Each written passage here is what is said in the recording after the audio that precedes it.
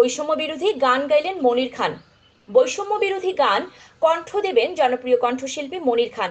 এ সময় বাংলাদেশ বেতারে উপস্থিত হন তথ্য ও সম্প্রচার উপদেষ্টা নাহিদ ইসলাম।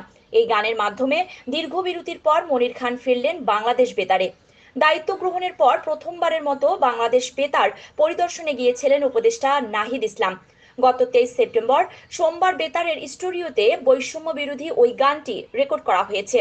গানের কথা এক মহাকাব্য লেখা হলো ছাত্র জনতার অভ্যুত্থানে।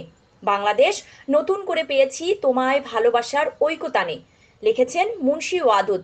গানটির সুর ও সঙ্গীতায়োজন করেছেন মকসুদ জামিল মিন্টু। নতুন গানটির প্রসঙ্গে মনির খান বলেন, গানটির কথা সাধারণ, মুন্সি ওয়াদুদ বরাবরই দারুণ লেখেন। অন্যদিকে মকসুদ জামিল মিন্টু ভাইয়ের সুরের তো কোনো তুলনাই হয় না। সব মিলিয়ে ভীষণ সুন্দর একটি গান হয়েছে। যদিও গানটি রেকর্ডিং করার জন্য আমরা সময় কম পেয়েছি, তারপরেও বলবো গানটি চমৎকার হয়েছে। সবচেয়ে বড় প্রাপ্তি হচ্ছে এই গান রেকর্ডিং এর সময় তথ্য ও সম্প্রচার উপদেষ্টা নাহিদ ইসলাম সেখানে উপস্থিত ছিলেন।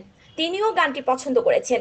মনির খানের এই গান প্রসঙ্গে বাংলাদেশ বেতারের সঙ্গীত বিভাগের উপপরিচালক মোস্তাফিজুর রহমান বলেন, বৈষম্য বিরোধী এই গানটির রেকর্ডিং এর কাজ এরই মধ্যে সম্পন্ন হয়েছে। 2-1 দিনের মধ্যে গানটি সম্প্রচার করা হবে। মাননীয় তথ্য ও সম্প্রচার উপদেষ্টার উপস্থিতিতে এটি ধারণ করা হয়েছে।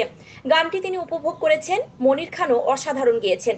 আশা করছি শ্রোতাদেরও গানটি ভালো লাগবে।